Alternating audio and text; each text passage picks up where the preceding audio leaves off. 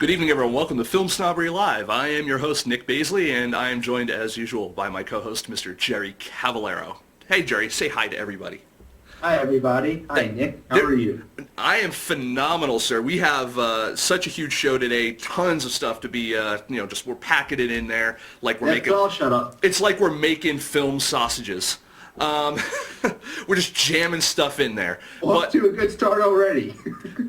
It's like every show we do. We actually know we have a really big show. We have a huge announcement that we're going to make at the end of the show, so be sure to stick around. And we have some wonderful guests. We're going to start right off the top here. We're going to get everything rolling right away. Our first two guests are part of the Independent Collective. Their new movie they're working on raising funds for, and they're currently filming, Tiny Dancer. You've seen him before as actor and screenwriter of Cake Eaters, and you've seen her before as well as director, makeup artist. She's all over the place.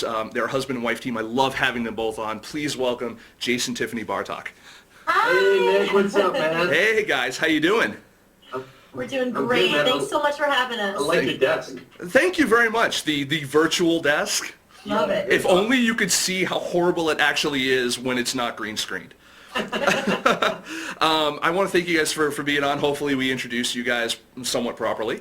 Our yeah, pleasure, definitely. absolutely. Anyone who does want to read a little bit more about the guests that we have on right now in the chat room, we actually do have a couple bios up right there on FilmSnobberyLive.com as well. I want to encourage everybody, if they do have any questions for our guests throughout the interview, please feel free to throw them up in the chat room. Jerry's going to be moderating that and kind of watching the conversation there, and he'll be throwing all the questions back over at me.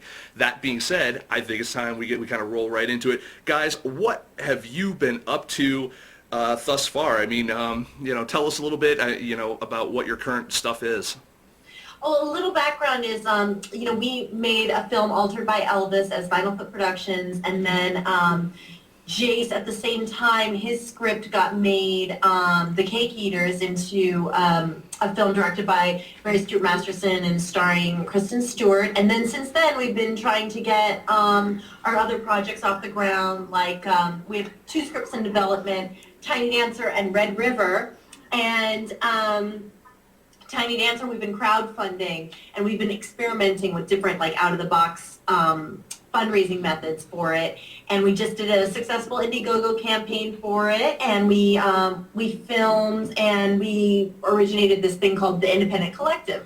And so that's where we are. Yeah, we basically had done a reading of the script 2 years ago with Daphne Rubin Vega, who's this amazing actress that was in Jacko's Boating, Philip Seymour Hoffman's film. She was up for a Spirit nomination last Spirit Awards. And we decided, the film had gone, with a couple different directors, and we were always trying to attach a big movie star, and then we decided, let's just make it ourselves. It takes place in New York. We can make it for under $200,000. We have a cast that wants to do it. And we had raised $10,000 last year. And we took that money and shot 20 minutes of the film as to cut together a long trailer to show people we could do it, and we really did it. We had a full crew, and it looks like a movie. And since then we've raised another 25, and we need about 75,000 more to go. So can I make virtual money with that? Can I make just be yes, I'll pay you in virtual money, like your desk, like my desk, or Second Life, where you can make virtual money in Second Life, which is about as worthless as the other stuff in there. Fantasy Hollywood. Yeah. Yes. Well, it's like the Hollywood Stock Exchange, which I played for literally years, and I have never made any significant growth. Now, let me ask you guys a question. You guys have mentioned that obviously you did the Indiegogo campaign, and you've experimented with other crowdfunding or fundraising kind of things. Now, what so far has been the most successful, do you feel, that, in terms of whether it is actual capital or even awareness? Indiegogo was definitely the most successful. Yeah. We did a big fancy party for the film, and we had Mikhail Baryshnikov and stars and wealthy people in the room and film producers. And Nick, we raised $1,000 that night. Wow. It was horrible. And we went home. We had a suit and a dress on, not at the same time. And we were what happened? People liked our 20 minutes. there was like 120 amazing people in New York City in the fall, and then we like got down to business and spent like 60 days on the Indiegogo campaign, and we raised 10 and another 10 to our fiscal sponsor, because Tiny Dancer is sponsored by NIFA, so it's actually a 501c3. Oh, great. Now, as far as, with all these wealthy and influential people that you have at a party like this, what is kind of the follow-up on something you would do like that, to figure out maybe why they weren't as inclined to... Oh, it was horrible, Nick. It was horrible. I did like research. Yeah. I was asking people who were there. Yeah. So the thing that I learned was that nobody came expecting. Everybody came expecting the person over to give. Like, well, they know what they're doing. Oh, they're wonderful. Oh, this is wonderful. Someone will give. And so I got that. So we needed to be much more aggressive asking in the room. Like somebody needed to be in charge with the clipboard and the thing and, the swipey and the everything, right there.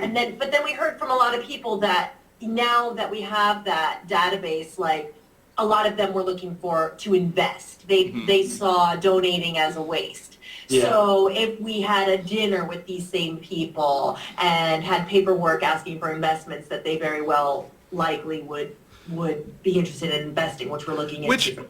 Which really to me seems like almost a poor business decision, because most of these wealthier people use donations as a tax write-off for a lot of these things versus an investment, which especially in independent film is unless you really have that breakout hit like like the Cake Eaters or something like that. So the good news is at least you guys have a track record. The thing of that is that you there's a significant amount of risk. Yeah. It's funny, you can't convince them of that. I had meetings with 3 meetings with investors that came out of that amazing night, and it was really discouraging. Like they all were like, you made a film for $2 million and now you want to make one for under 200. And to me that seems like such a huge step backwards. And I wouldn't I don't put like $200,000 in a movie. I put $5 million. These hilarious conversations. Everybody's got a fancier excuse. Yeah, and then like the traditional producers that are friends of ours that came, they were like, the film is too small and experimental for us, but we wish you the best of luck. Like it was frustrating. Jerry actually has I'm going to let Jerry talk for a second, and I know it's very shocking. We don't normally do this during interviews, but Jerry actually has a very similar experience in dealing with producers, where he would go out and try to talk to these producers, and he would never get close to the number that they would. There was always something. So Jerry, tell him about you want to make a movie for like $50,000, but they're like, oh, I won't do it for under 100,000 or something. Yeah. Yeah, back when I was trying to do stuff like Chuck 2 before I tried to crowdfund that, I went to different producers, even after I tried crowdfunding it, and I would talk with these producers. They would read the script and they would love it, and then they'd be like, this movie is great, we really like it, but the budget's too small. You wanted to make this for $30,000 or $50,000? We see it as like $500,000. And I'm like, okay, let's make it fun. They're like, that's too big of a budget for me. I don't do anything over 100,000. Tell them about. I've met with producers where they were like, this. I don't know. I don't like to do anything under $1 million. And I'm like, okay. And they're like, this isn't $1 million movie. So like I hear these really weird things. But the funniest was someone was like, I'll give you 100,000 if you can get Ben Affleck to have a cameo in it. Yeah, that was the weirdest one. So yeah, producers usually don't know what the hell they're talking about. At least in the indie film world that I've encountered. Do you find that and this is a question to Jayce and Tiffany, do you guys find that the producers, who aren't typical film producers have no idea, they don't have a clue about the industry, they just think that the more... I want that person. No, but then the thing is that our the way that we're pitching the project, like we're really trying to get our act together before we go to Sundance, because now we actually have footage, we have a quarter of our budget, and a great cast. Because like after the event, I was like saying, they were like, well, why don't the guys that funded the Cake Eaters want to make Tiny Dancer? Now, meanwhile, they hosted our big event. And they made 4 movies, and they made 4 movies that all went to a major film festival. But they left the film business. They're like, we want to go drill oil wells. So the first question is, why don't the guys that invest in the cake eaters want to invest? And then they go, did the cake eaters make money?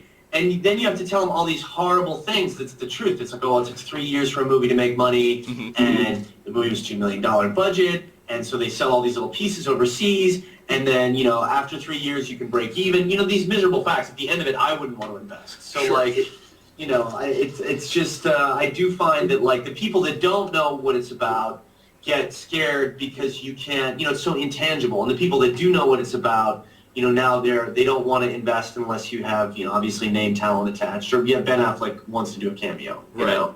Now, it kind of along that thread there, you know, you're talking to these potential investors or producers or whatever you want to call them, and you know, you guys are, you know, on the Cake Eaters, you were the screenwriter. You know, you were a screenwriter. You also were in it, and you know, but you weren't the director, and you know, you weren't the person selling the movie overseas for all these little bits and pieces. Do you find that now that job, unless you know, once you you know, maybe once you make it, maybe you'll get a sales agent that will help with a lot of this, but you find that a lot of the onus of the business part is on you now for this?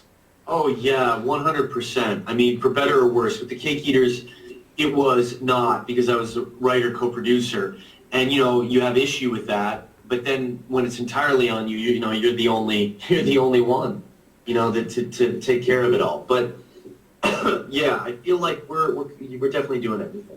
Now, we got a question from the audience here. Johnny Chronics says, it seems that the best way to break in as a screenwriter is to shoot your own indie and hit the festival circuit. Do you feel that this is true? To break in as a screenwriter? Yeah. Yeah. You know, I don't know. you know There's what? a New York and LA logic, I think. You know what? I think that doing that is a great thing to do as a writer-director. Mm-hmm.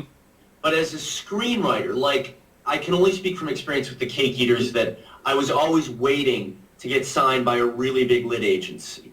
Mm-hmm. You know, and the film played the Tribeca Film Festival, Kristen Stewart's in it, Bruce Dern, the film's generally reviewed well.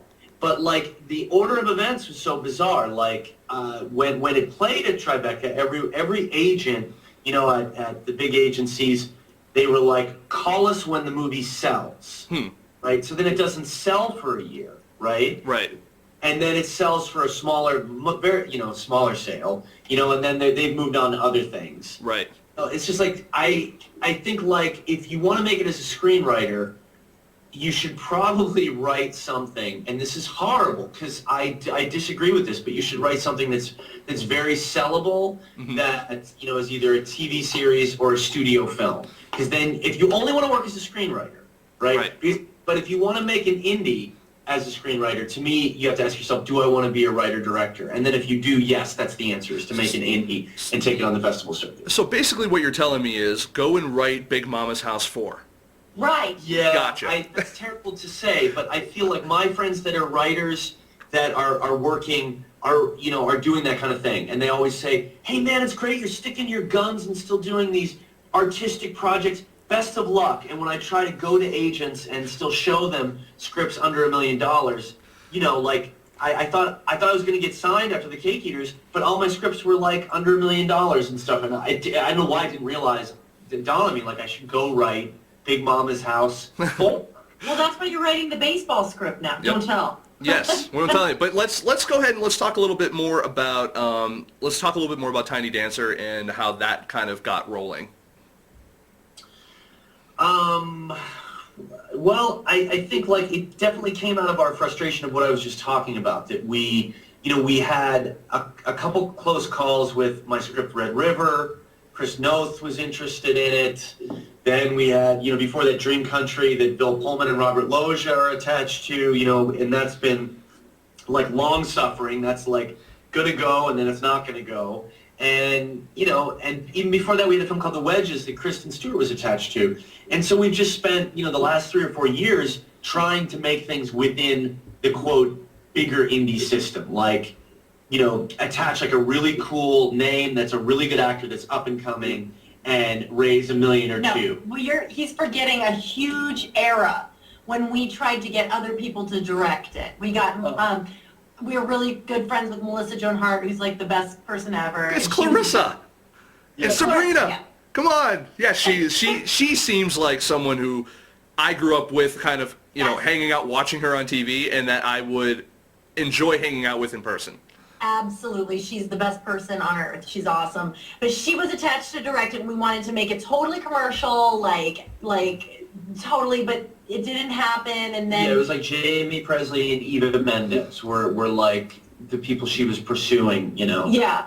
And then it didn't happen, and she had a second child, and it just, she's awesome. We just said, oh, well, let's just try to do this ourselves, and so we wanted to sell it, to a network or something, just like totally just get it off our hands. But then we just with love it. Like we waited 9 months for Charlize Theron to read with another director, and then last year Tiffany was like, because a lot of friends of ours. I said I have to try the crowdfunding thing, or I won't be able to rest. Because like our friend Gary King, kept coming over, and he was like, wow, I made another one. Wow, I made another one. in the time, you guys made the cake years, but in the last 3 years, I've made like 17 movies for $35,000.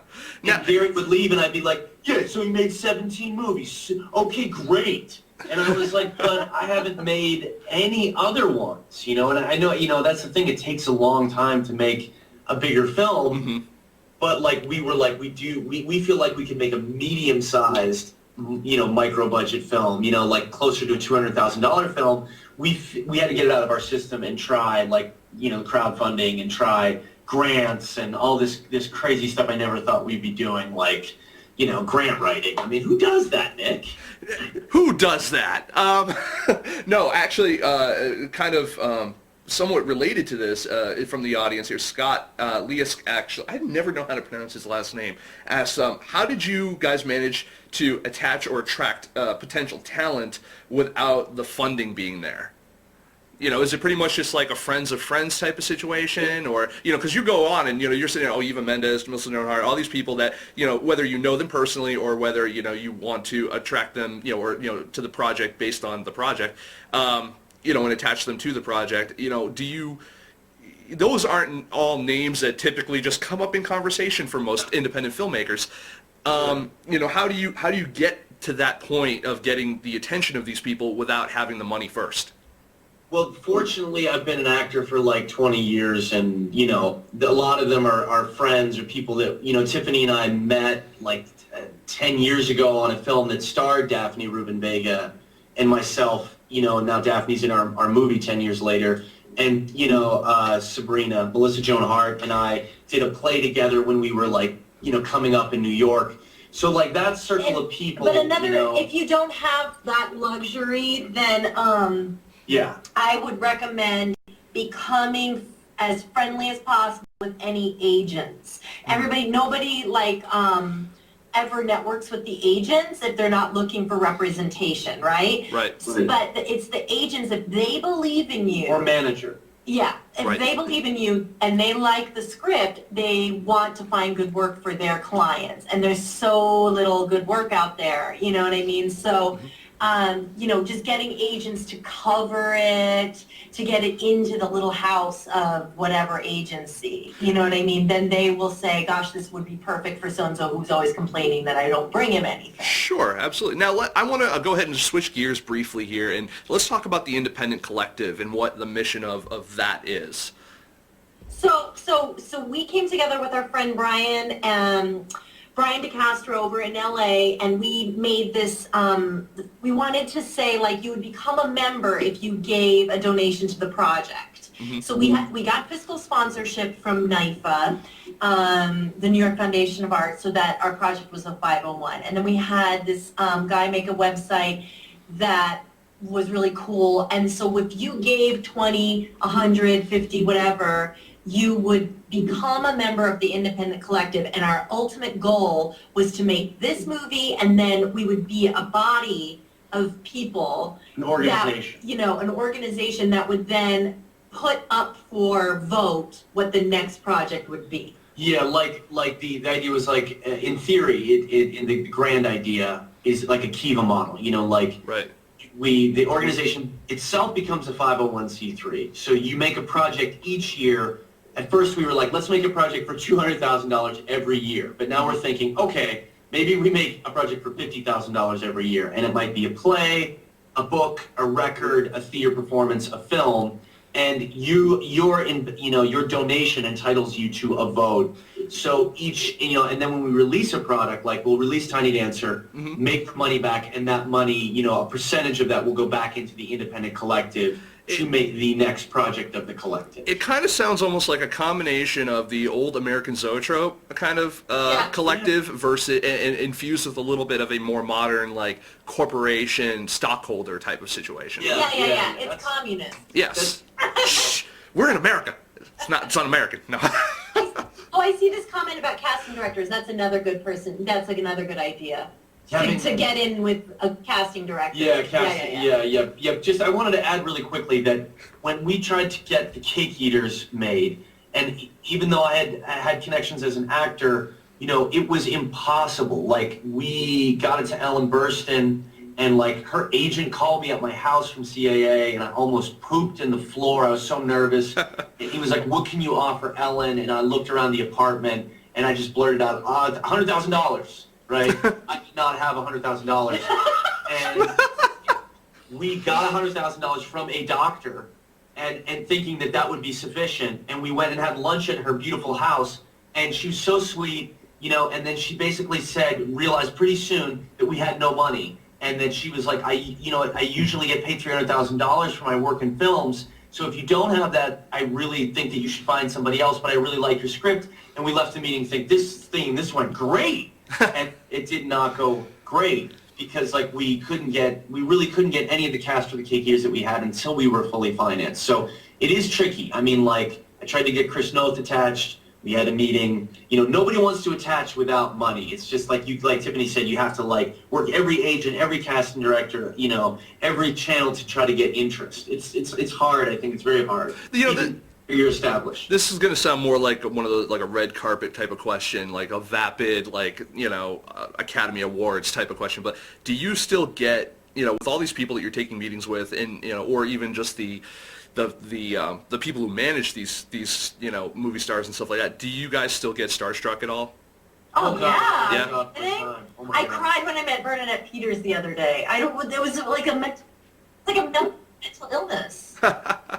Yeah. Oh, no, totally. I mean, yeah, absolutely. I'm trying to think of somebody recently that you were starstruck by Chris Noth. You freaked out. Yeah, and There's always. He's been in 2 movies with Tracy Morgan and still can't speak when he walks around. Well, yeah. I know. I mean, I really was hoping you would say Nick Baisley from FilmSnobbery, but no, I'm kidding.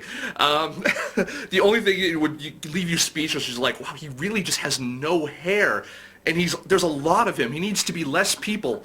I like you the way you are. Nick, you look very handsome. Yeah. Right now. Now. Thank you. I need a shave and a haircut, and I need Nutrisystem or some kind of.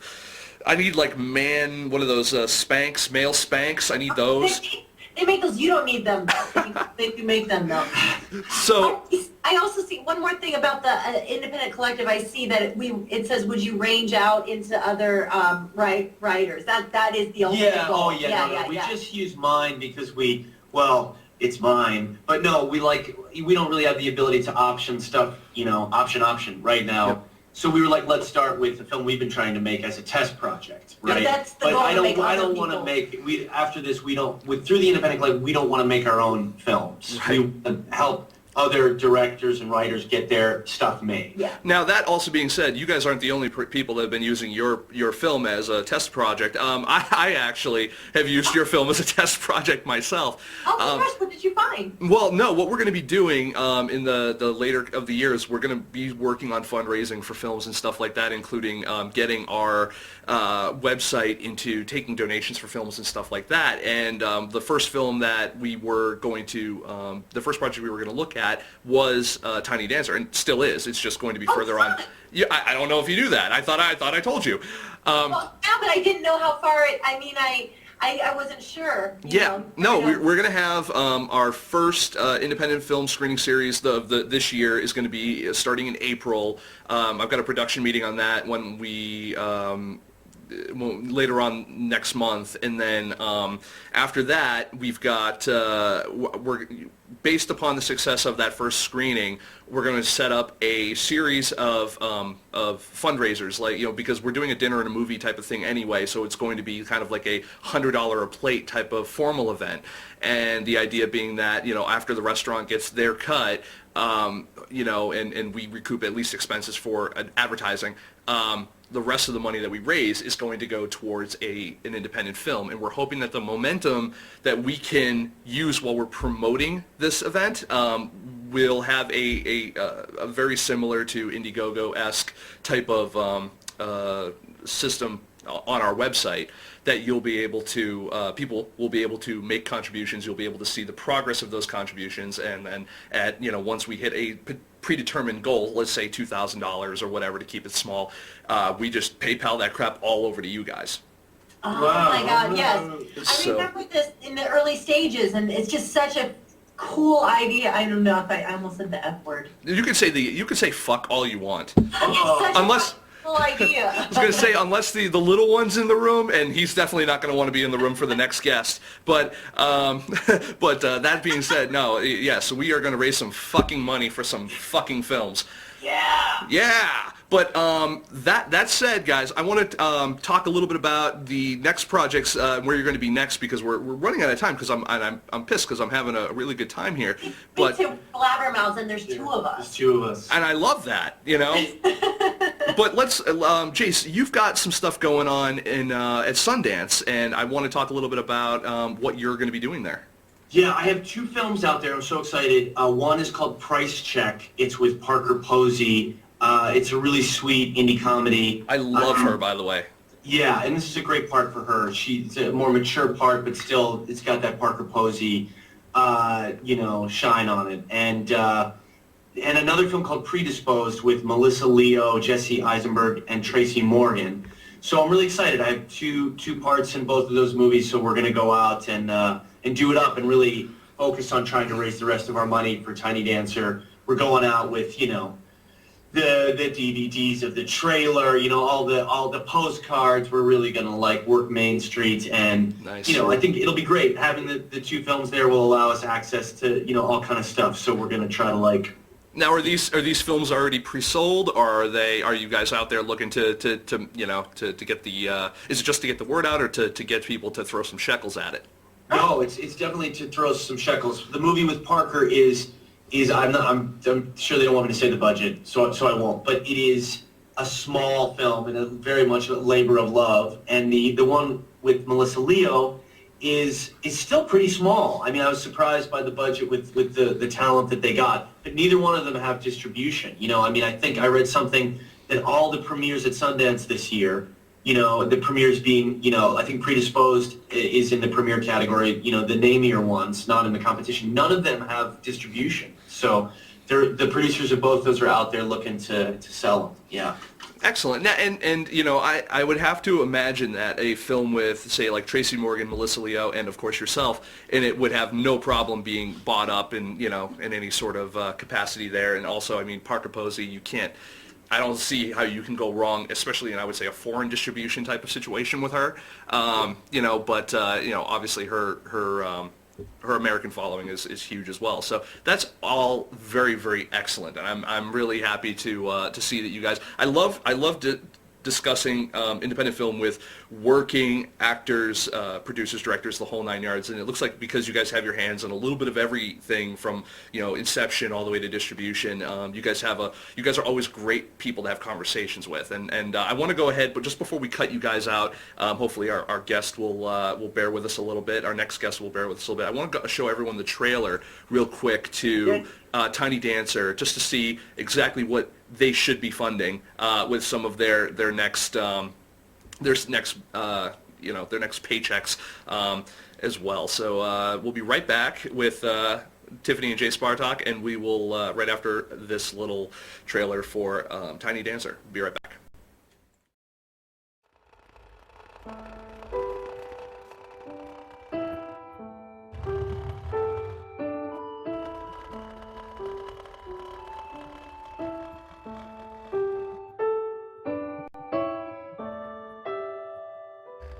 I want it all. Yeah, I can be the best mom, and I can be the best dancer. Mommy needs you. Here, look. Mommy needs you. Lauren Drake is the most amazing dancer in the whole planet. We were kindred spirits. I'll always love Lauren. I think sometimes the better thing to do when you're fighting so hard for something is to let it go. I want to dance again. In the company. This is my identity. This isn't. Do you know how people would die to have your life? I was And the have what you best.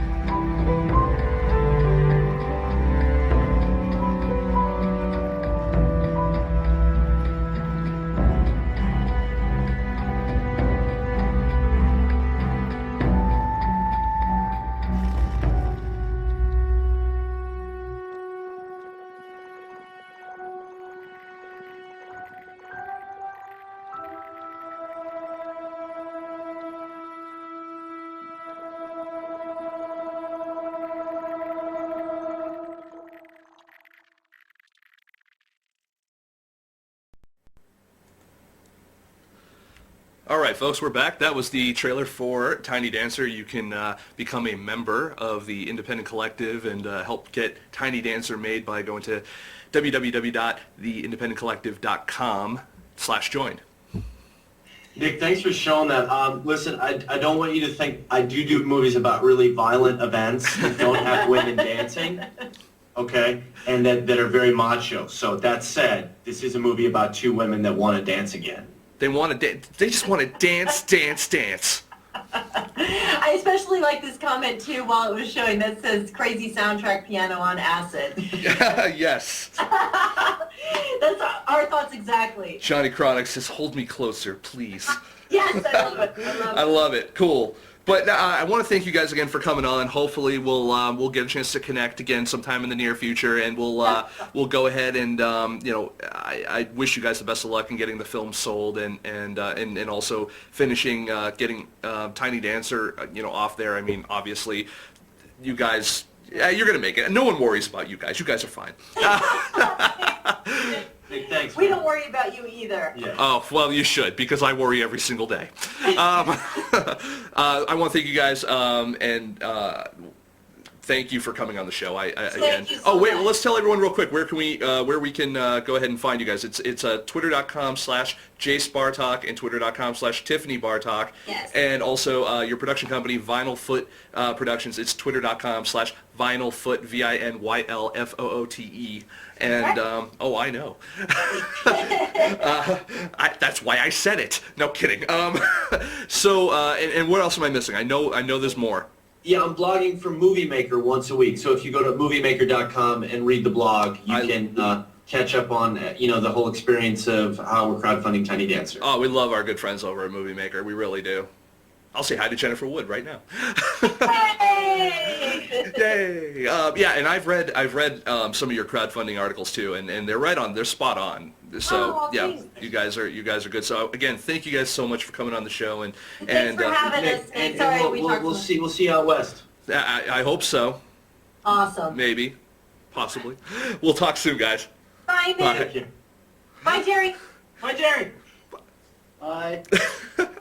All right, ladies and gentlemen, that was husband and wife team, Tiffany and Jayce Bartok, and I'm sure their little guy was already asleep because it's way past his bedtime. But we've got another guest right now. Normally we would cut away to an ad or some other bullshit, but we're not going to do that right now. We've got so much more show to kind of give you guys, so we're going to kind of go right into it. I'm going to start the bidding. No, we're going to start the next. we're going to start the next, there we go, I got something queued up here. We're going to start the next segment real quick, first by throwing in the trailer for the movie we're going to be talking about called I Am, sorry, I got it right here. I believe it's called I Am Santa Claus. Let me just double check because I'm an idiot. It is. It is, yes! All right. It's called I Am Santa Claus, and we got a quick little... I'm Tommy, by the way. That's Tommy Avallone there, sir, people, other people. He'll be the guest. He's coming on next, right after this little thing. Wow, the show just totally broke down from here. But we'll be right back, folks. Stick around. I saw one Santa who said that he made $10,000 in a 24-hour period between December 24th and December 25th. Made $10,000 cash. Santa Claus lives in the North Pole where it snows there all the time and it's very cold. Santa Claus's job is to go down the chimney and deliver the presents. Here I've got a full business now. I have a Santa school, a wardrobe company, a booking agency. I am a real estate agent for Coldwell Banker Olympic here in Southern California. I don't make a lot of money modeling, but I enjoy doing it. It's not a job. I guarantee you, if you put the Pope's picture up and Santa Claus's picture up, more people know Santa Claus than know the Pope.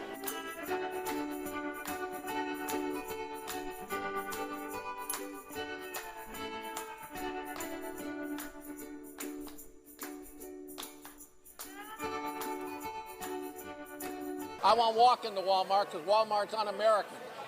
They sell you Chinese instead of American stuff, so I will not walk into one.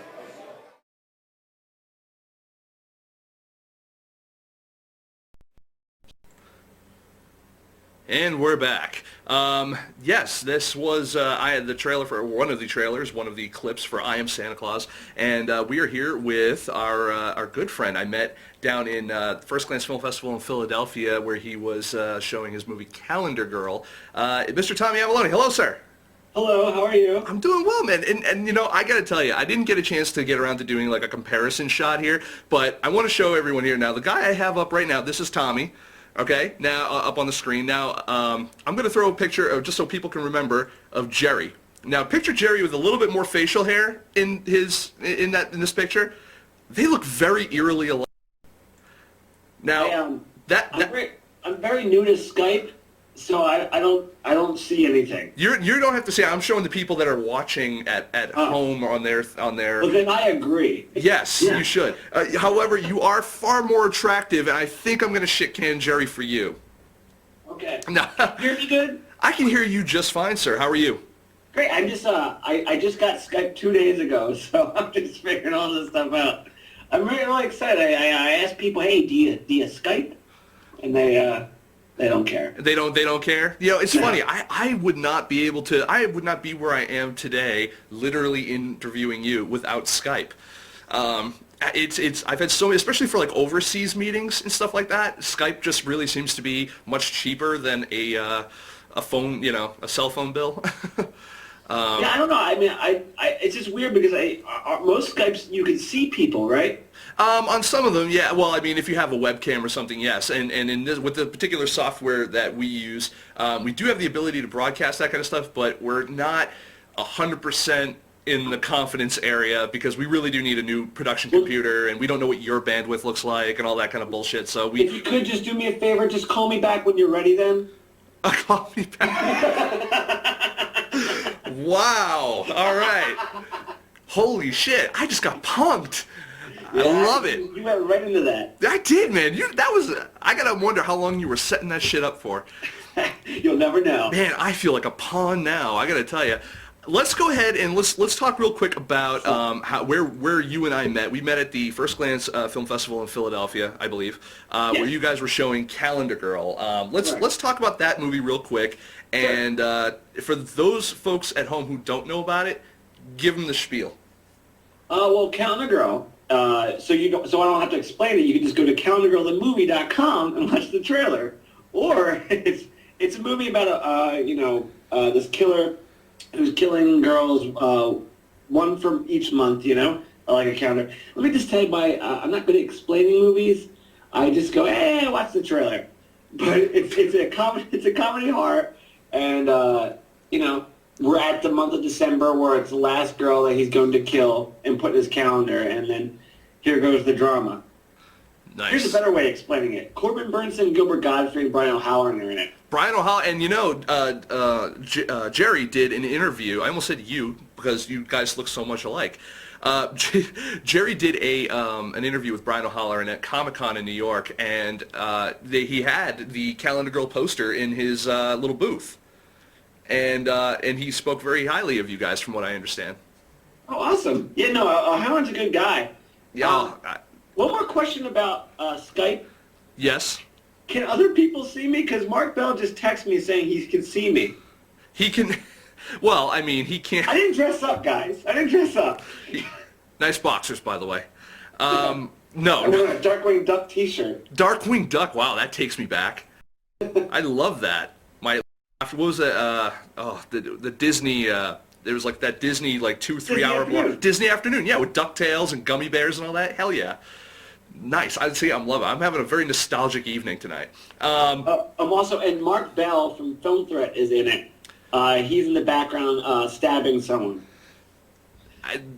You know, he looks like he would have those tendencies. Yeah, he's texting me, making sure I mention it. I love that. Yeah, him and I were talking actually about him and I were talking before the show, as a matter of fact, and he actually relates to the announcement that I have at the end of the show. So, yeah, how about them apples? So we're still going to keep that under wraps, but that's a little teaser for you folks out there to continue listening to Tommy and I banter on.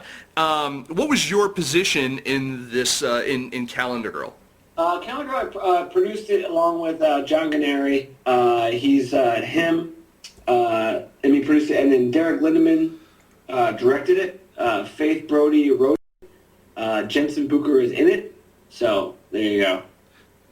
There you go, definitely. Now, how succinct. No, and when I tell you guys it's were... a good movie. I mean, seriously, though, it's like, there's pitch people and there's other people, and then I'm the guy that's going to just see it.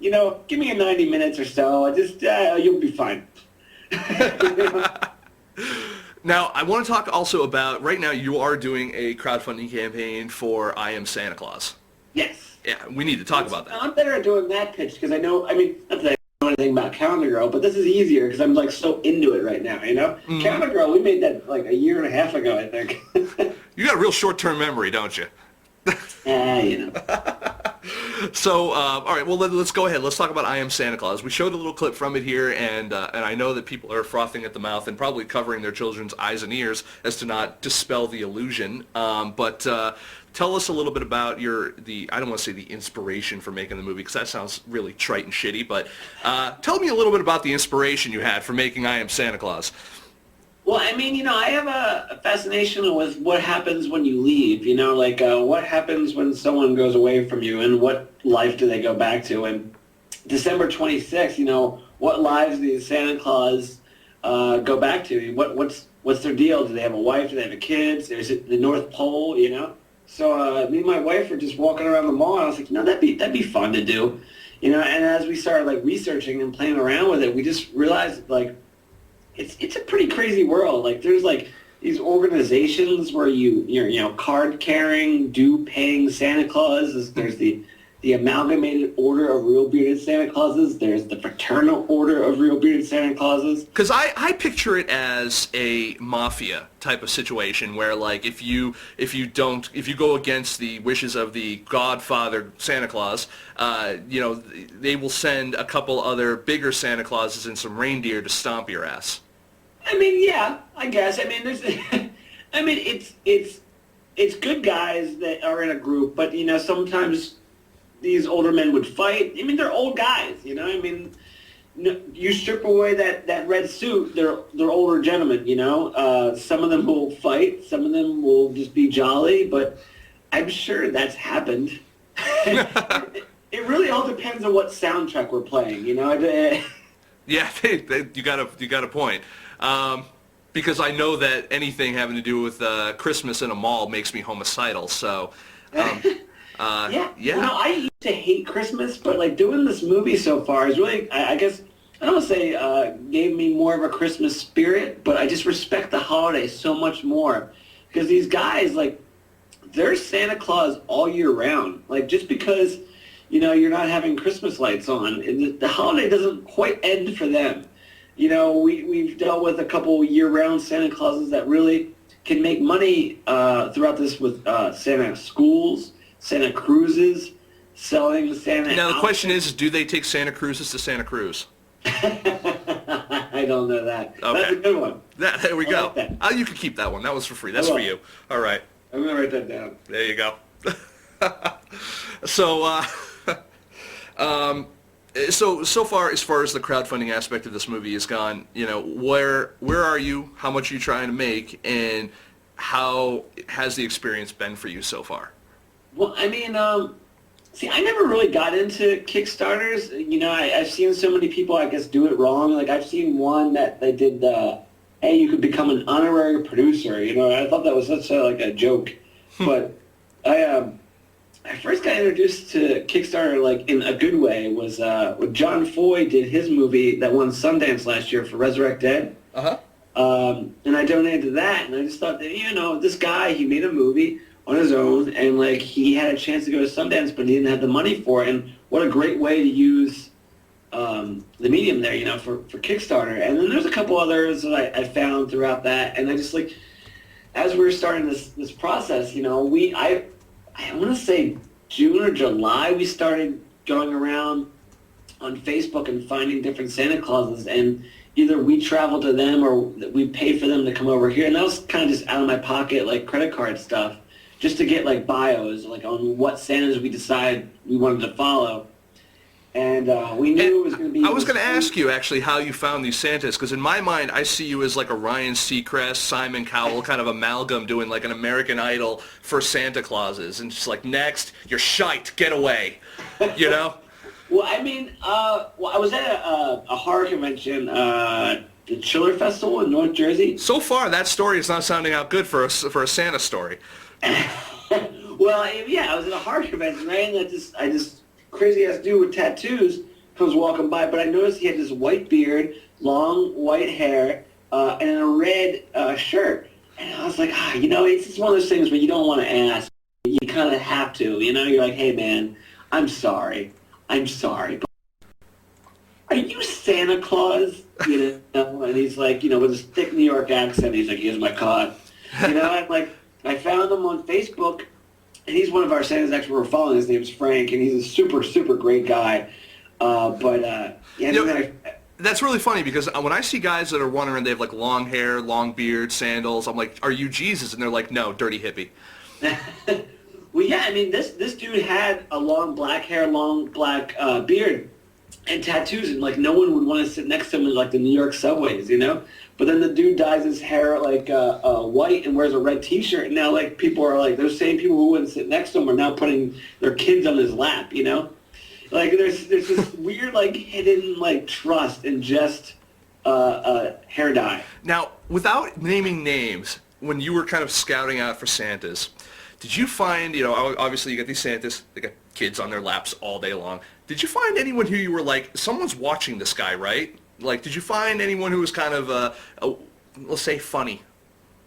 Well, no, I mean, there's such a built-in trust that comes with the red suit, or a respect, I guess, for the red suit. You know, everyone's not perfect, and everyone has flaws, you know, but for that minute that their kid is on their lap, these guys will do anything they can to be perfect. And it's kind of interesting in that regard. But I understand what you're saying. And, you know, I mean, people do think that sometimes. But at the end of the day, you know, what are they going to do, right in front of you, you know? You got a point there. But, you know, I always go back to, I think it was an episode of Psych, where there was a dude, it was a con artist who You mean it's like the one where Corbin Burnson, that's also in Calendar Girl? Corbin Burnson, who also they just announced that they were doing another season 7 of Psych. So, yeah, he was, I follow Corbin on Twitter. Girl. He was in Calendar Girl. Calendar Girl? You mean that also stars Brian O'Halloran? Clerks' Brian O'Halloran? Yeah, and I say decaf in it. And Mark Bell's in it. Mark Bell's in it. Now, Jerry made a great, funny comment in the chat room. He said, Jerry said, Mark Bell wasn't asked to be in it. He was just in the background stabbing a guy.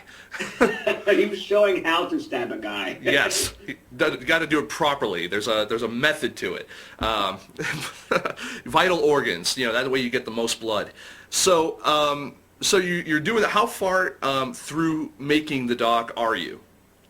Well, I mean, we got our Santas, we got little bios on them, so that way, anyone who wanted to invest in the movie can see the Santas we are going to follow, But as far as actual shooting the movie, we're really kind of just starting, I mean, like, Christmas just wrapped, and a lot of these Santas will have their annual luncheons where they all get together and compare Christmas stories. And in late January, I'm going out to San Diego to the 18th annual,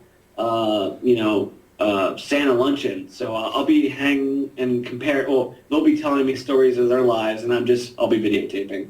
Interesting. And do you? I just it's got to be such a weird thing too. Like, I mean, do you worry at all about kids watching the flick and possibly going like, hey, what do you mean there's no Santa Claus? You know what I mean? No, or something of that because, nature. I mean, like, honestly, like, I mean, what? Like, I mean, if there's live action, the movies are PG-13 nowadays, right? Only like cartoons are G or PG, or right? Right.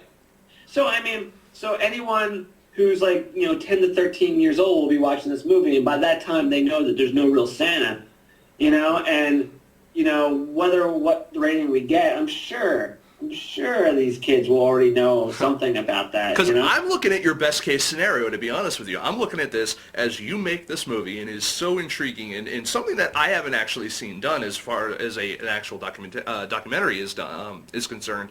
And so let's say, it's done, you get it on the fest circuit, you get into, like, let's say Tribeca or Sundance or something like that, and then from there you get picked up, and boom, let's say a year later, or less, you're on like the IFC channel, where like any kid can watch it, you know what I mean, or any kid with cable anyway, can watch it, the IFC channel, or even say like HBO or Showtime or something like that, or even there's is there a documentary channel now or something? I don't know. Fucking whatever. I'm just saying, I'm looking at, but by that point you're going to be too busy counting your money like Gus Van Sant in Strike Back. Yeah, Strike Back, exactly, and and just be like, whatever. So. I mean, yeah. Look, I mean, I'm a movie maker. I ain't a parent. All right. I mean, if the kids want to watch the movie, they want to watch the movie. If I can ruin their lives, great. And you can quote me on that. I will. That's totally like that's going on. That should go on your DVD box. Like parents not even remotely cautioned. I don't give a shit about how you raise your kid. So, do you have any other projects that you're working on with anyone else besides I Am Santa Claus, or what's the next step for, let's say, Calendar Girl or anything like that? Well, I mean, Calendar Girl, we're looking for distribution, and we did pretty well with the festivals. We won, I think, Best Comedy at Woods Hole, Best in Fest at First Glance, Best in Fest in Hoboken International. We're about to play a New Jersey festival January 20th in New Brunswick. The director, Derek Lindemann, is very excited to go there because he loves fat sandwiches. I'm not sure if anyone knows you know what fat sandwich is, right? I don't, but it sounds delicious. Well, if fat sandwiches are just like a combination of crap on a sandwich, like you can get a cheesesteak, chicken fingers, mozzarella sticks all in one. That pretty much sounds like my average Saturday. Yeah, it's a college grease truck that everyone in our Double Windsor family loves. By the way, I love the Double Windsor family so far.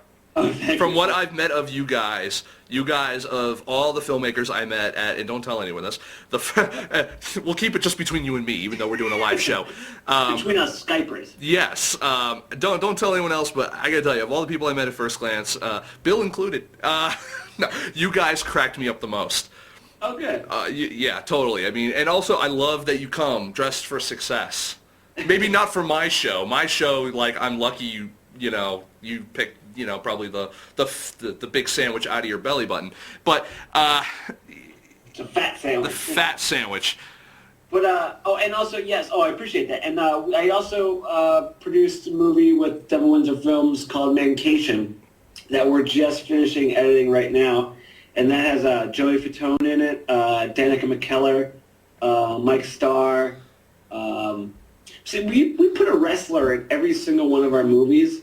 My movie, Community College, that's coming out on DVD this summer, it has Blue Meanie in it. We did a movie called Buddha with Jim the Anvil Neidhart in it. Calendar Girl has Al Snow. Mancation has Tommy Dreamer. And yes, in a documentary full of Santa Clauses, we worked in a wrestler. Not going to tell you who yet, but it's pretty amazing. That now I'm gonna have to watch it just so I can kind of pick the dude out. Like he flat out says it, right? Like you tell his little snippet of story. Oh yeah, it's gonna be great, and it's the biggest wrestler we've ever worked with. Nice. It's. I mean, look, I love wrestling, you know, and everyone at Devil Windsor Films loves wrestling, and we're when the fact that we got this okay from him, we're like, all of us were like, oh, this is great. We're just going to make the movie just so we can hang out with him. You know, it's funny. I was just looking over. I got a message from Jerry, like an I AM from Jerry, not in the not in the chat room, and he said, "I'm betting it's Captain Lou Albano." I'm like, he's dead. Funny story. Jim the Anvil Neidhart. When I probably shouldn't be saying whatever. Jim the Anvil Neidhart, right? When he was in Booted, he tried to buy drugs with a signed Captain Lou Albano doll. And he had just died like 2 days before. Oh, man. Wow. Exclusive, yeah, no kidding. Wow. Yeah, and wow, from the Jim the Anvil Neidhart, the Heart Foundation, going back? Oh, yeah. Good Lord. He was a crazy man. I think he asked every single one on set for something. And you're like, you go on eBay the next day and you're like, I know all of this stuff. It's all from our set. Well, no, I mean... drugs. Oh, for drugs. Oh, okay. You know, I told a story. I don't know if I told it here on the show, but I've been a story recently. Every single festival I've been to in the past year, I've been offered drugs, either to have some or to get sold some. Oh, yeah? And it has been so awkward.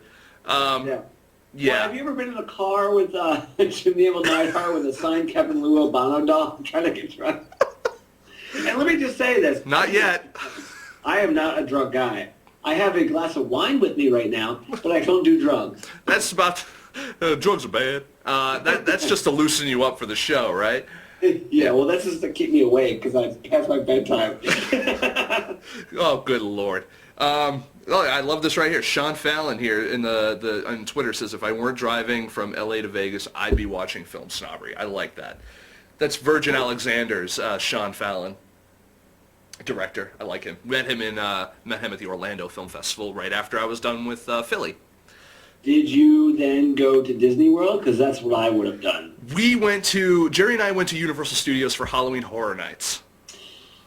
I went there a year ago with my wife, and she got real scary in the leave. Now, I got to ask you, as an independent filmmaker, how on board is your wife with your career? Or does she... She's good. She doesn't want to work for a living, so if I make it, that's, she makes it.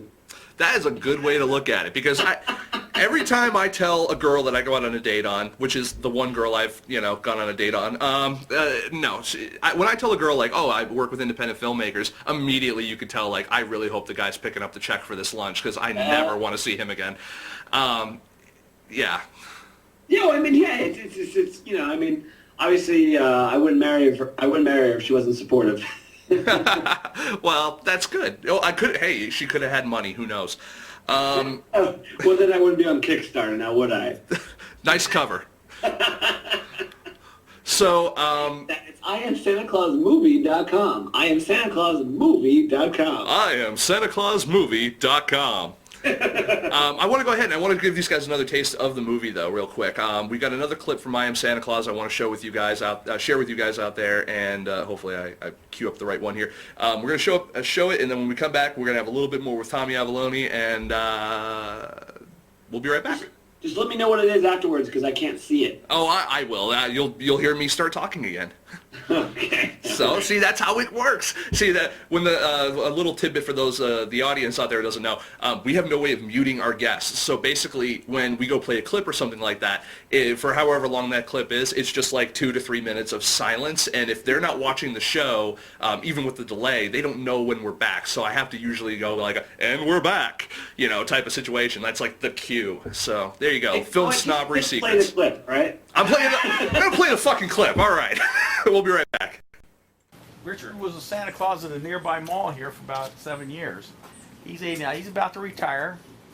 He thinks this will be his last Santa Claus season. He's been going to China every year for the last several years, and they treat him like a king over there. I don't know if he can give it up.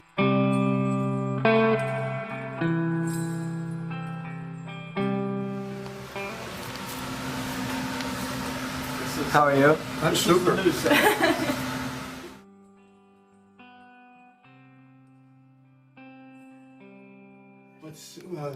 right in here won't grow. Yeah, that's come up lately too. The older you get, the less beard grows. Yes, and the thinner it gets. Thinner it gets, yeah. I think this will probably be my last year that I'll go to China. Oh yeah? Yeah, because I wanted to look good and his beard just isn't up to par. 2 airplane tickets round trip to Hong Kong. They pick me up by limousine, drive me an hour and a half into Shenzhen. I stay there I leave on the 1st and I leave there on the 27th, and you get back before you start.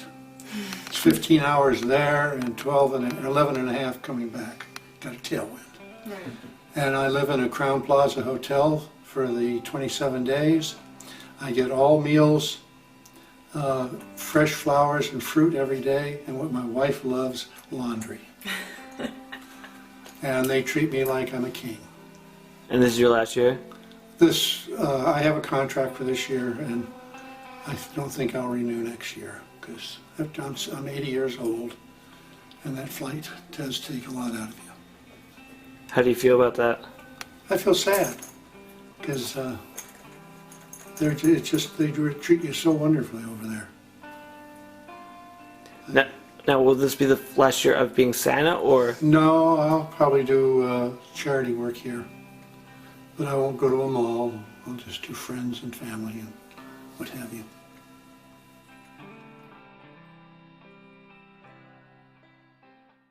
I said, old Santas never die. They just keep doing parties.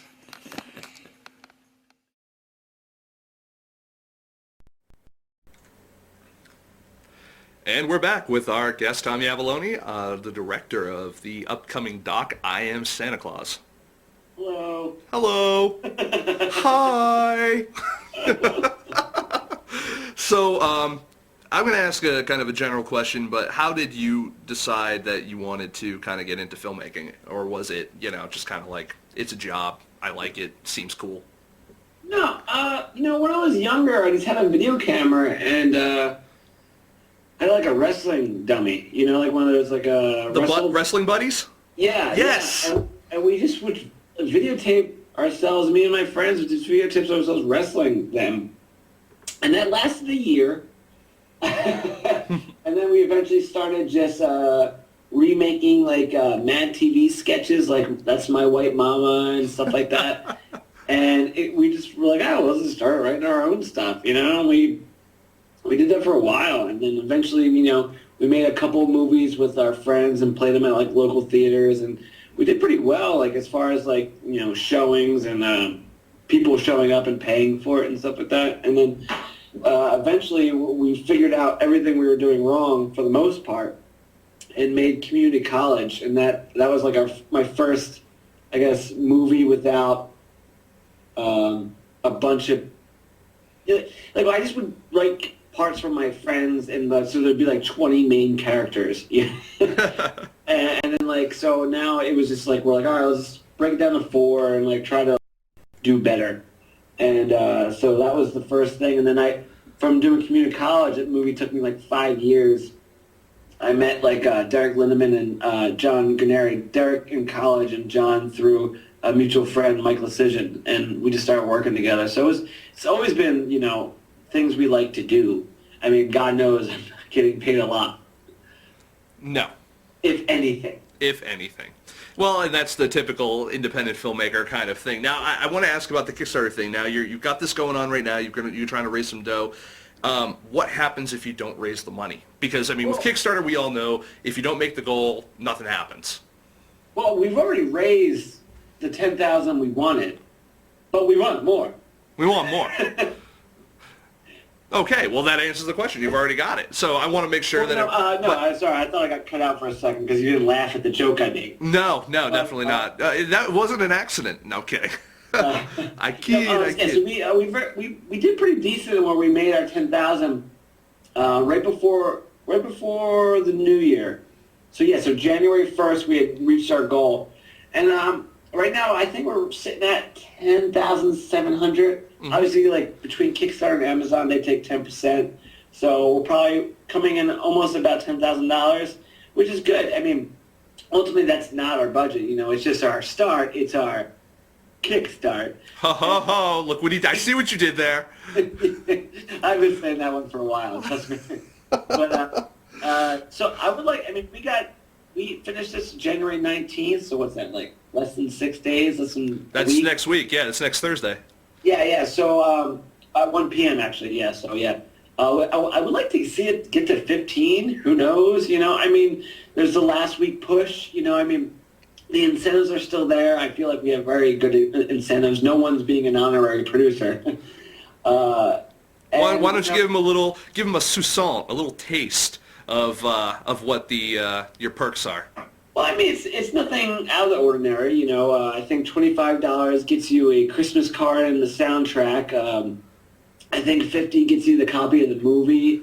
$100 will get you special thanks in IMDb and along with some of our back catalog movies. $250, same sort of thing with I think some posters. $500, an associate producer, top on-screen front card sort of associate producer stuff. $1,000, I forget. $1,000 is something gets you a little more. But I mean, whenever honestly, this is probably like the nerd in me. Like, as long as I get a special thanks, that's what I look for when I go through Kickstarters. Because that's just the way I kind of look through life. Is like, I just want to thank you. There's so much things that I'll do where I don't need to get paid. Just give me a good thanks. No, I hear that. You know what? I agree with that. Although it's funny, the way I like when people say thank you is when they give me large sums of money.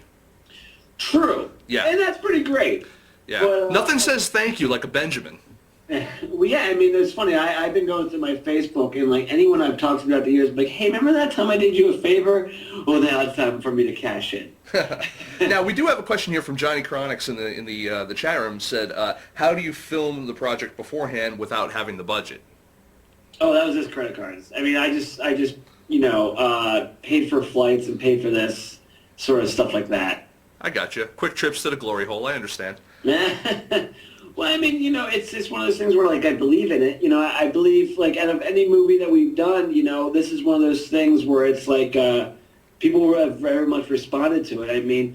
Working with Calendar Girl and Mancation, they tell you if you want distribution, you put a big star in your movie. Well, we have the most famous person in the world, and it's not costing us Brad Pitt prices. We have Santa Claus, and we have 5 of them. We have 5 Santas, no Jesus. You're good. Yeah. Well, who knows? You can sell that.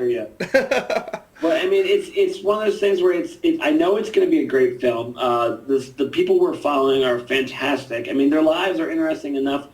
Just being Santa Claus is that much more, and it's like it's an annual film, and it's relevant once a year, and it's not like you can't say that about a lot of movies, hopefully. It could be played 24 hours on TBS, which I know will never happen. Trust me. Oh, you kidding me? With the amount of that they play Big Bang Theory on TBS, like you could totally get your Santa Claus movie played on TBS. Lord knows they've got the programming time. And the joke being is the fact that they play A Christmas Story 24 hours on Christmas. Yeah. And which Scotty Schwartz is in my movie Community College. He stuck his tongue to the pole in that movie. Oh, we all know who Scotty Schwartz is. We've all seen the behind the music on him, so to speak. So, what's the deal with? with as far as how else are you? What else are you doing to promote the flick? I mean, you've got a website in the works for after the Kickstarter's already done, or what's your? Yeah, I mean, the I Am Santa Claus movie.com website will go to, a site or a Facebook page once the Kickstarter is done. We just have it directed right to the Kickstarter right now. Mm-hmm. And we'll try to update our backers throughout the year. Giving pictures of like where we're at. Like, I mean, just these 3 months alone. Like, I mean, next Friday I'm in Detroit. The Friday after that I'm in San Diego. I know February I'm going to be in Texas and Detroit again, and then March. See, February, you're skipping out on my birthday again. I see how it is. I'm sorry, when's your birthday? In February. I said in February, you're skipping out on my birthday again. Well, I mean, I think I'm only going to be in Georgia and Florida for February, so I'll make sure to stop by Massachusetts. It's funny. Jerry said in the chat room, and I have to do it because it just made me chuckle when I saw it. It said, you should if you want to play it on TBS, you should retitle it Tyler Perry's I Am Santa Claus. Yeah, Tyler Perry's awful. I agree. And Alexi Anastasio actually has a couple, from the chat room here, has a couple of questions. The first one is, sure. How about asking like 100 people that you know to spread the word and giving them examples on how they can? Have you tried stuff like that for promotion? And I'll do another add-on onto that. What about adding a new reward for the last few days of she said the last 6 days of the campaign, a personal call from Santa Claus? We thought about adding personal calls with Santa Claus on there, but it just, like when we were asking around, no one seemed to care, because at the end of the day, it could be anyone calling, it doesn't have, like, they don't see that it's Santa Claus. But it would be, I would think that would be more from like their kid, and if it was like before Christmas, I could see that being huge. Right. We thought about it, and the fact that like our Kickstarter went till the 19th, that might be something we try for like just a promotion once the movie's done. You could win a phone call from Santa Claus or something like that. But at the end of the day, it just wasn't. It didn't work. It didn't work right. Fair enough. And then as the other question, no, I've been asking everyone. Like some people, we've had donations anywhere from like $1 to $5,000. So it's like I've been asking everyone to throw it in, and like even in like the worst ways possible, where it's like, hey, let me pretend I've done you a favor, okay, we got that. Now, hey, remember that time I did you a favor? Can you now put money into the movie? So I mean, it's just one of those things where you gotta kind of like play that game and devote all that time to Facebook, Twitter, and your text messages and hitting on people you haven't talked to in a while, and just not putting your hand out, but asking them to come on the ground level and help you with this movie. And that's what Kickstarter is great with. Anyone who's ever even had the dream, never tried, or just thought about, or never even wanted to, but just likes to help. It's just a great way of anyone getting into, movie making in some regards by just helping out someone who wants to do this, I understand. And I agree. I think that crowdfunding is definitely it's a whole new era for filmmakers to try to get stuff made. Now the question is with adding to the glut of tons and tons of movies that are out there, is it also going to add to the amount of movies that people have to go through to find the good ones?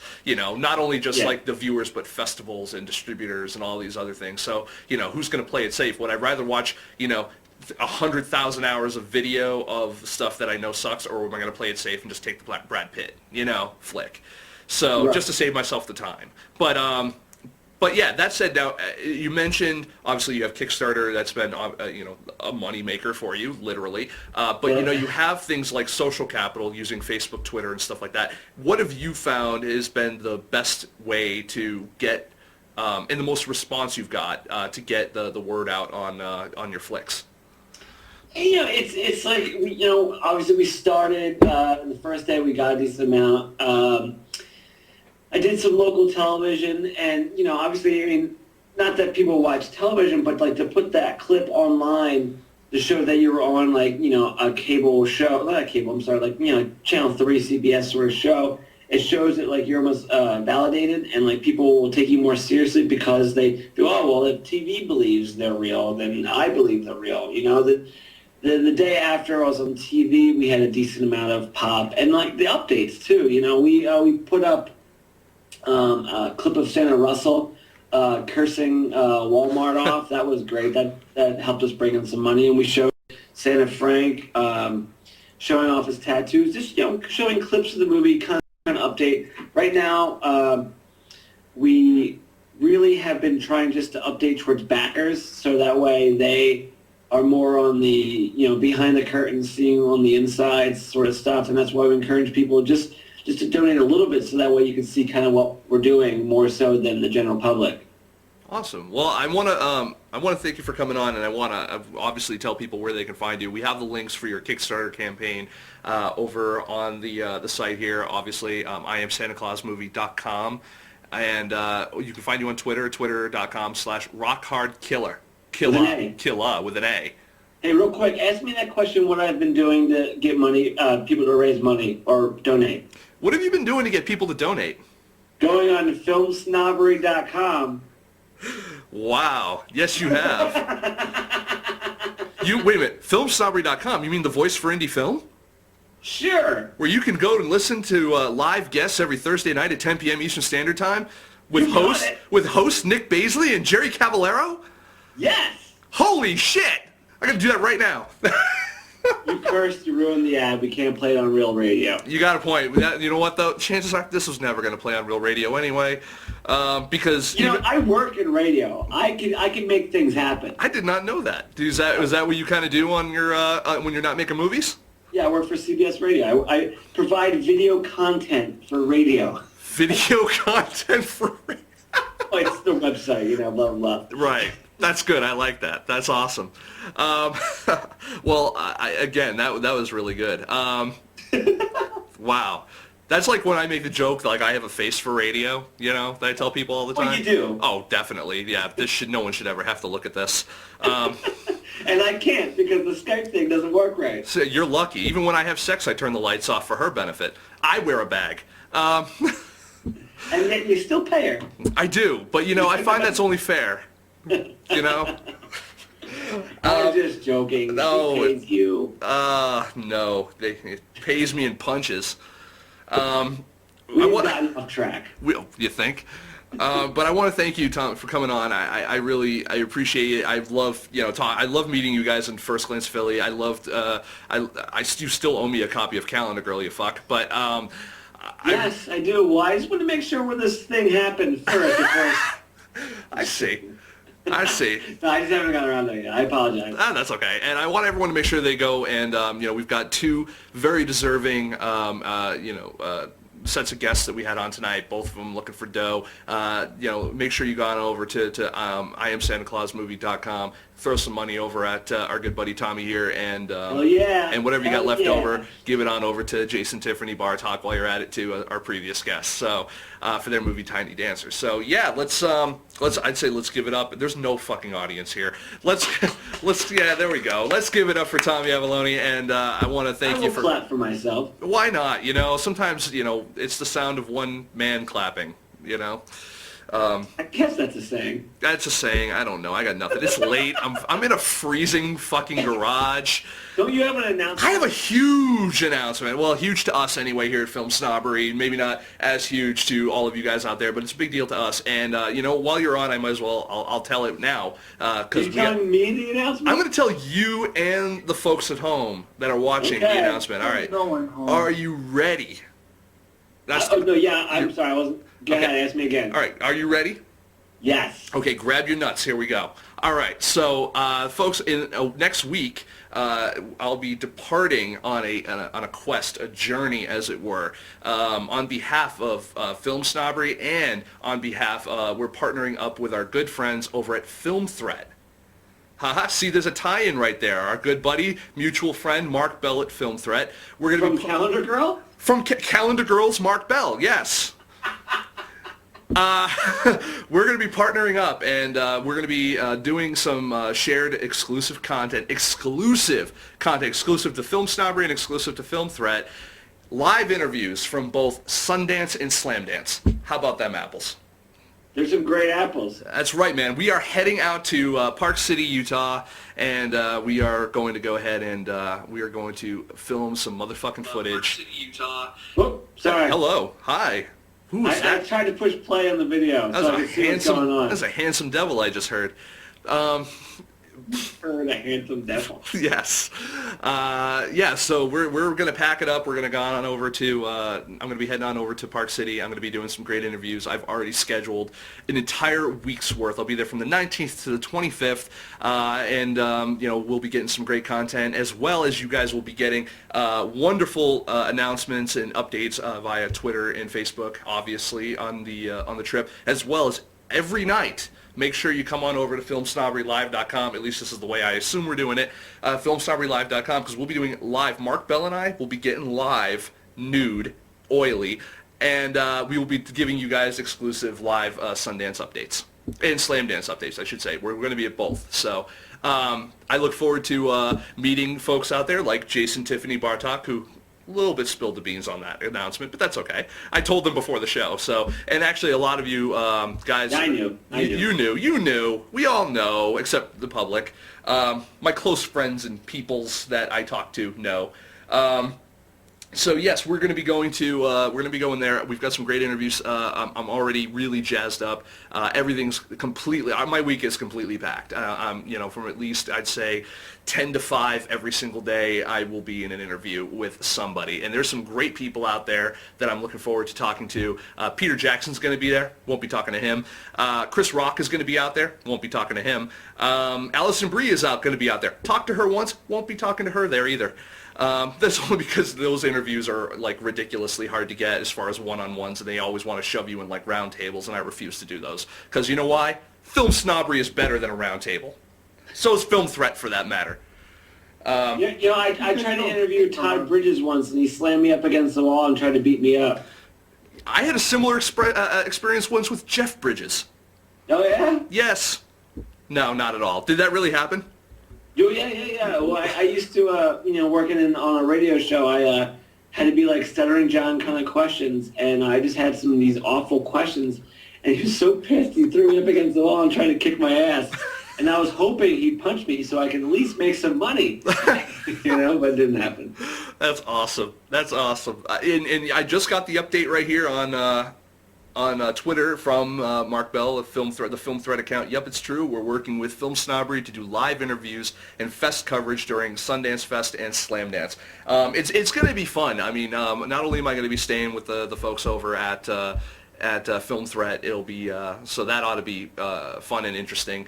We're going to be all over Main Street in Park City and doing these interviews, and I look forward to anyone who's going to be out there. I already know that some of the Film Snobbery people we've had on here, obviously Jayce and Tiffany, I know Sean Hackett's going to be out there, Lucas McNally's going to be out there, Miles Maker, a bunch of other people that we've met in the past are going to be out there. I look forward to connecting with everybody. It's going to be a blast. I've already been invited to a few parties, really excited for that, but it's really cool. I mean, I've never been to Sundance. Or Slamdance for that matter. I'm really looking forward to having that first experience, and I want to thank Mark Bell for Film Threat for suggesting that we partner up for the coverage, and it's great that I get to work with Mark finally, because I've been looking personally for some reason to work with Mark.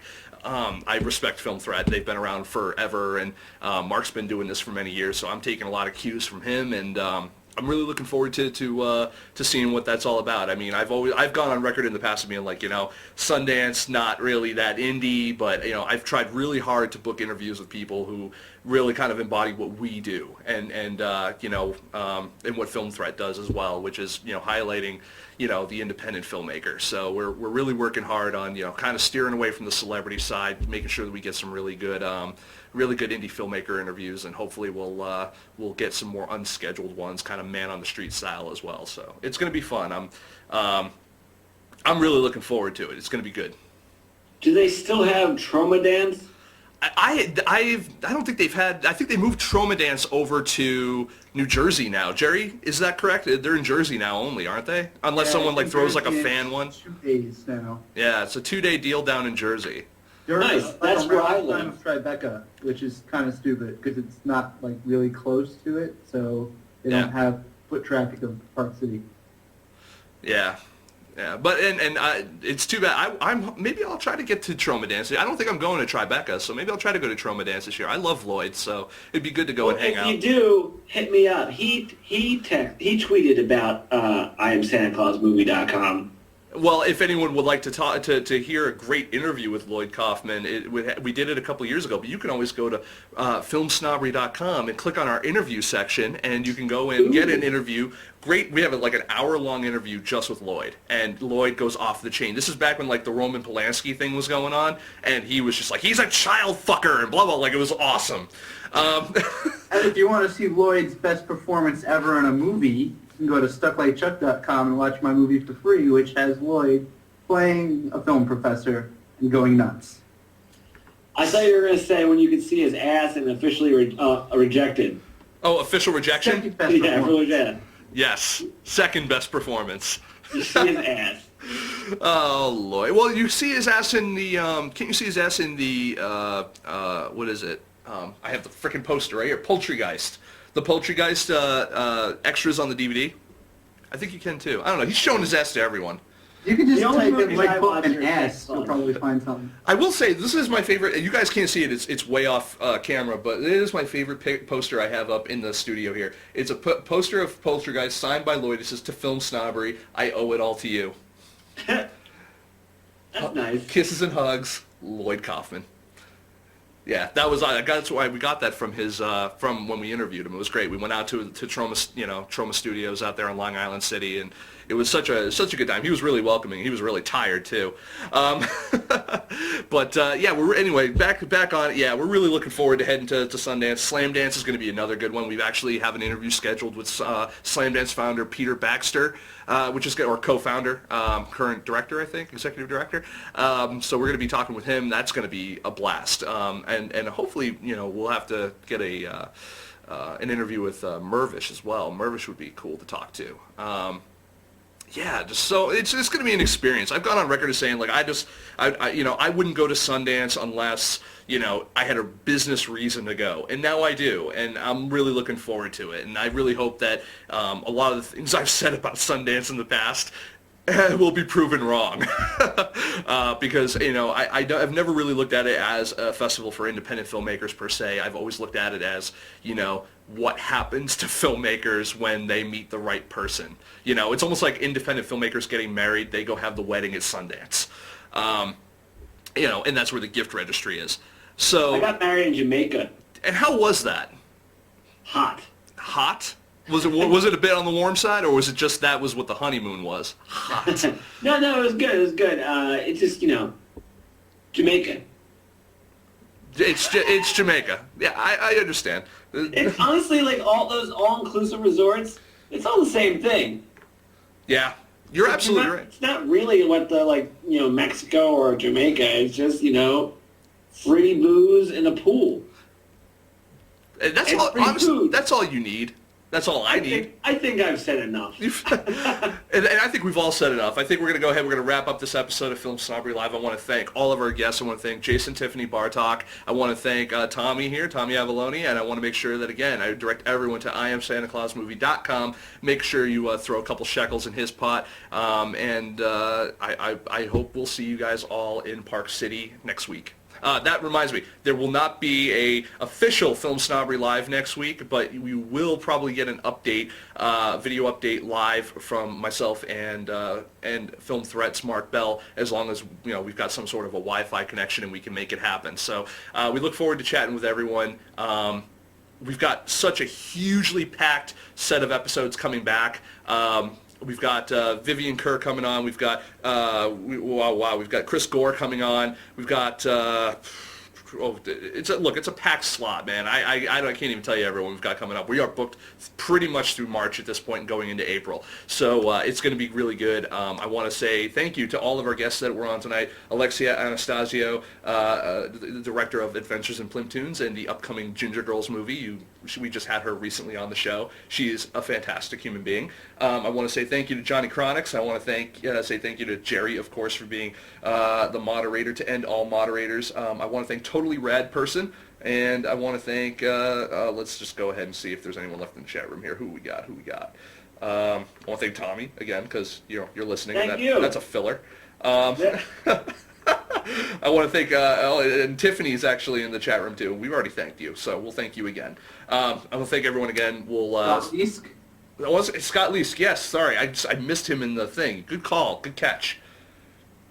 That's why you thanked me as moderator. It is. And Johnny Chronic seems to say, is this known in the industry as time filler? Yes, it is. Yeah, that's it. Ladies and gentlemen, that is the end of Film Snobbery Live for this episode for this week. We'll see you when we get back from Sundance and Slamdance. Good night. Have fun in the dance. Have fun at the dance. Just want to dance, dance, dance.